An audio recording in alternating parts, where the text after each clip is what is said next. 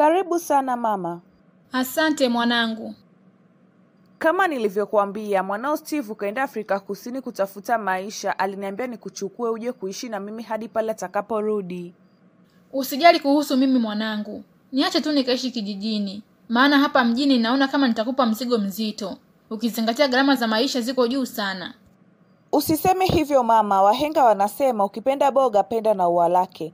Mwanao Steve nimeishi naye kwa takribani miaka 5 na mimi ndo nilikuwa namlisha na mvisha.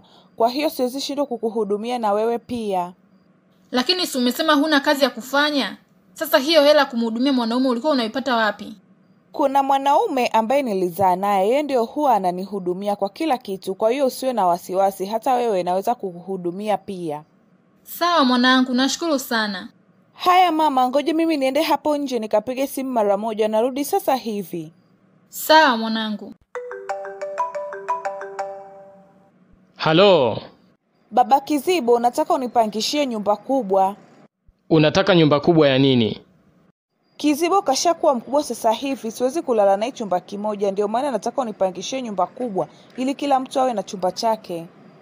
Kwa kweli cha usiku sina pesa kwa sasa.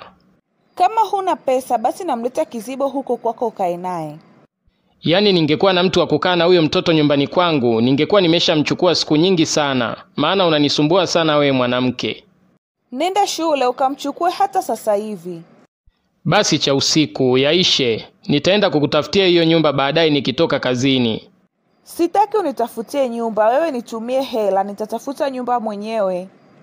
Yaani unataka utafute nyumba mwenyewe ili nisijue tena mahali unapohamia?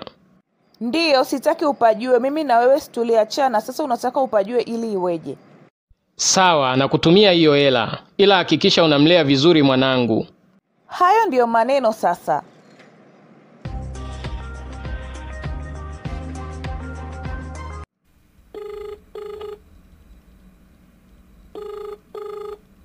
Halo shangazi, shikamoo. Marahaba Alex. Hivi, umeshaongea na ndugu yako Steve hivi karibuni? Hapana shangazi, sijaongea naye. Hii ni wiki ya pili sasa, kila nikipiga simu yake naambiwa haipatikani. Mwanamke wake ameniambia Steve kaenda Afrika Kusini kutafuta maisha. Ila kila nikijaribu kumpigia simu namba yake haipatikani. Steve ana mwanamke? Mbona mimi sijui? Steve ana mwanamke na mimi naishi nyumbani kwa huyo mwanamke wake tangu nifike hapa mjini wiki 2 zilizopita. Kumbe shangazi upo mjini. Hebu nielekeze mahali ulipo nije nikuone. Sawa mwanangu. Baba, huyu ndio mwanamke wa Steve nilikuwa nakuambia. Yaani sijawahi kuona mwanamke mwenye roho nzuri kama yeye. Nashukuru kumfahamu, lakini kwa nini unasema ana roho nzuri? Unajua ndugu yako Steve baada ya kukuibia na kuhama nyumbani kwako, hakuwa na kazi hapa mjini. Kwa hiyo kwa kipindi cha miaka 5 amekuwa kilelewa na huyu mwanamke. Cha usiku. Kumbe pesa za matumizi nilizokuwa na kutumia kwa ajili ya kumlea mtoto ulikuwa unatumia kumlea yule mwizi. Yaani wewe badala ya kunishukuru unanilaumu. Si nilikuwa nazitumia kumlea ndugu yako?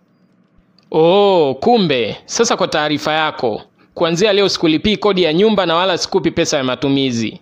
Kama hutoi pesa ya matumizi, nenda kamchukue mwanao shule, niache mimi na mama mkwe wangu hapa. Sasa nikibaki hapa nitakula nini? Tafadhali baba, nichukue na mimi nikusaidie kumlea mjukuu wangu.